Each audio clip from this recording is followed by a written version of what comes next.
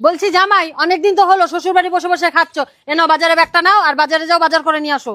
হ্যাঁ মা, যাচ্ছি। তা টাকা পয়সা আছে না দেবো? কম টাকায় আবার সস্তার পচা জিনিসটা তুলে নিয়ে এসো না। এই চলো বাড়ি চলো। মানে তুমি তো বললে কিছুদিন থাকবে এখানে। যেখানে আমার স্বামীর মান সম্মান নেই সেখানে আমি থাকতে চাই না।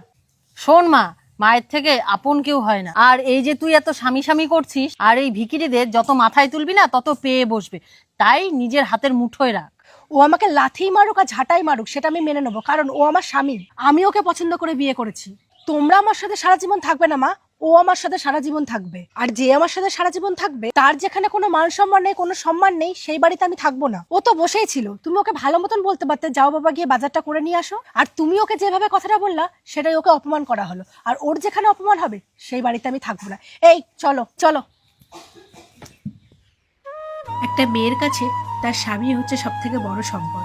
যেখানে তার স্বামীর সম্মান নেই সেখানে তারও সম্মান নেই, হোক না সে বাপের বাড়ি। ভিডিওটা কেমন লাগলো অবশ্যই জানিও, আর যদি ভালো লাগে লাইক কমেন্ট শেয়ার করতে কিন্তু ভুলো না। টাটা।